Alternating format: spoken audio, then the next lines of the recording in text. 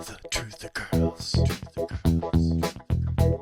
Hi everyone, I got a story for you. A few days ago I went down to the mall and then I was leaving the mall and I was crossing the street on my way home and this girl passed me and she had really long hair, like all the way down to her hips at least. So I saw her and I thought, nice hair. And then I saw her boyfriend a few feet away and he looked like he'd been in an accident. He was all beat up and he was on crutches. So I just saw them.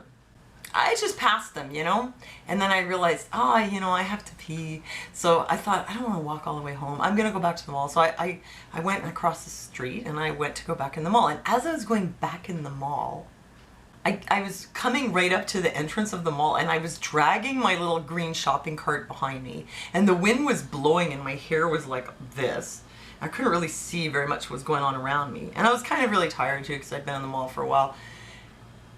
And that girl with the really long hair tripped over my cart. I don't know how this happened exactly. Like, she was coming this way when I was going this way. So she went this way and around to the front, and I went around like this. So I was coming this way, and I have the cart behind me, and she's coming this way. Or something like that. But anyway, she tripped over it. And she was like on the ground with her face down, and I was like, oh my God, I felt so bad. And I said to her, I was like, oh, I'm so sorry. Are you okay? I went to help her up and she's like, don't touch me. She got all like really aggressive and hostile. And I could see right away that she'd been drinking. Like she'd had a few drinks. Maybe even you could say she was drunk. Wow, she was like really angry at me. And I just told her, I'm so sorry. And she's like, you did that on purpose. And I was thinking, oh no, like a crap, like aggressive drunk person. So I said, no, honey, I did not. I'm really sorry about that. And she's like, yeah, you did. I seen you watching me. You were watching me. You did it on purpose. Like she thought that like I purposely came around and tripped her, which is it's not at all what happened. I just went walking into the mall and we just crossed paths and she tripped, maybe because she was drunk. But I could see like, oh wow, she's really paranoid. She had her fist like this. She goes, should I punch you? And I said, no. And then I said to her, well, can I give you a cigarette as a peace offering? I had a cigarette in my purse. And she's like, yeah, and you better give it to me now. Give it to me now. Like demanding it. It's like, hey, I just offered it to her, but now she needed to make it out like she was demanding it from me, so I just gave her the cigarette. She said something like, you effing bitch, don't ever talk to me again, or something like that. I was like, don't worry, I won't. She was just so hostile, and you know what, I mean, this could have easily been a fight. Like, if I wasn't the kind of person that I am, and I didn't see things the way I did, it takes two people to fight, and if I wasn't the way I was, this could easily have been a fight. Even though she was so hostile to me, I never felt any hostility towards her. Actually, I felt like a lot of sadness and compassion for her. Like it almost makes me cry even just to talk about it because, I've had run-ins with people before on the street. I mean, it happens. You elbow somebody, you bump them, you maybe knock their bag over, you cross, they almost trip, whatever. I mean, it's not like it's never happened in my life before. And it's happened to me too, that like something happened and somebody made me stumble. And usually what happens is that the person who caused the other person to stumble just, oh, I'm so sorry. And then the person who had the stumbling says, oh, it's okay, I'm all right. And like everybody knows that it wasn't on purpose, but with her, clearly she was very paranoid. And I get so like, it just grips me in my chest just thinking about it, because what I felt was her pain, like so intensely, that I just felt that this was a person who had been hurt so much. This was a person who had been abused, who had been hurt, and who could only see that coming towards her. That she couldn't just see that, oh, somebody's clumsy, it was an accident. This is a person who's walking around on the alert all the time, and people get like that from having been abused. And they go around with this view that like everyone is out to get them. And that was just the thing that struck me the most. And see, like, my voice is all shaky. And I feel like, wow, do I sound like an idiot saying this? Should I be like, oh, that little bitch, I should have... I don't feel like that at all. I just felt so much compassion for her.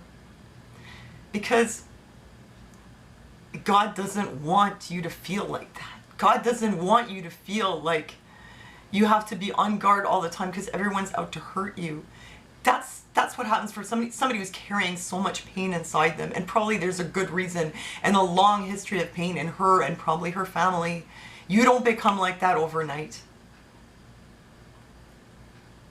And God just wants to take all that pain away from you so that you can be free of it, because as you're carrying that pain around with you, you just keep perpetuating it. Because, you know, as you have that pain, then when some little incident happened that meant nothing, it turns into a conflict for you, and it just reinforces that painful experience you have of life again and again. And I just, you know, I look at her, I just think, you know, I can't even, this is God's creation here in front of me,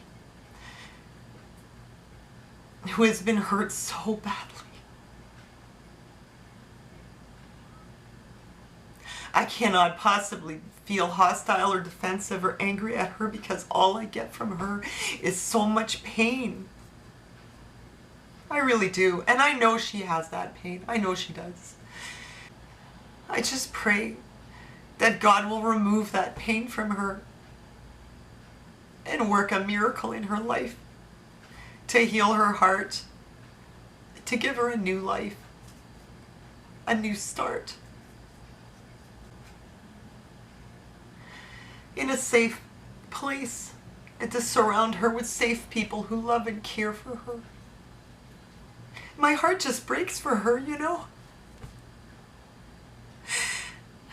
I tell you,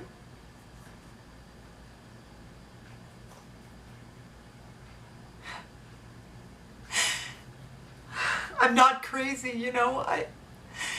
I see her through, I don't know what you call God's eyes, not to say that I'm God, but God gave me a heart for her. And I see her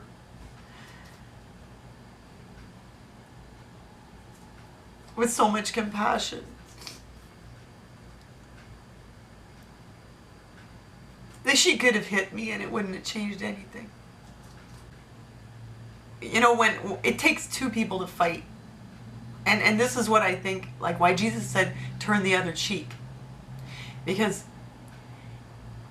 it takes two people to fight.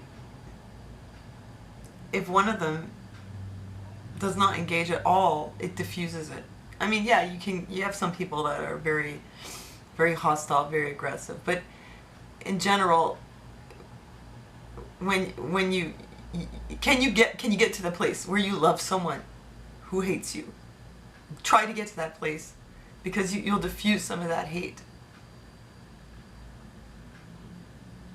Meeting hate with hate fuels it. Meeting anger with anger will fuel it.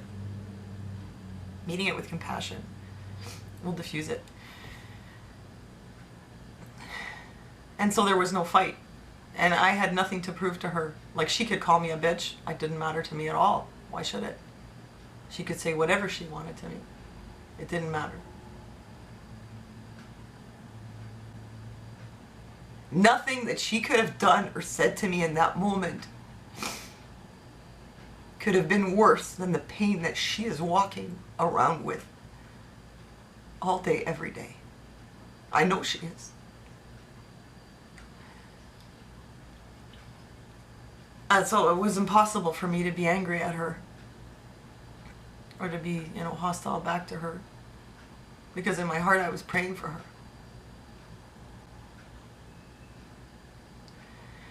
And so she almost hit me. She might have wanted to. She didn't in the end. And actually, it's not the first time. There's been a few times in our neighborhood with some of the people around here. There was some little thing, or somebody came up to me very aggressive. Like once somebody, I think she was gonna steal my purse, and somehow the whole thing just diffused. You know, maybe because when I come into a situation like that, I pray.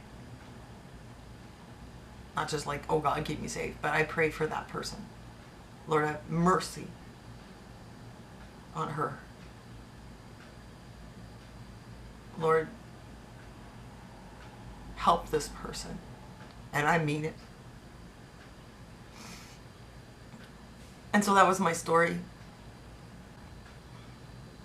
So I just wanted to share this story with you, and I just wanted to pray for you, I guess, also to have compassion. And that when you come into conflict with someone, whoever it is, whether it's, the janitor, or it's whoever, somebody in a store, or it's somebody you know, or it's somebody like you run into on the street in that way, I pray for you that you can have compassion and that you can come from a point of love for everyone, because I think that's the only way that anything can heal. Whenever there's a conflict, remember, it takes two sides. Pray for yourself to have compassion and to love that person and pray for them, so that instead of it being a fist fight, it will just be an opportunity maybe for them to receive some compassion and prayer. And maybe that sounds crazy, but whatever, I don't really care. That's what I believe. And that's it. Thanks for listening to me. I'll see you next time. The Truth Girls.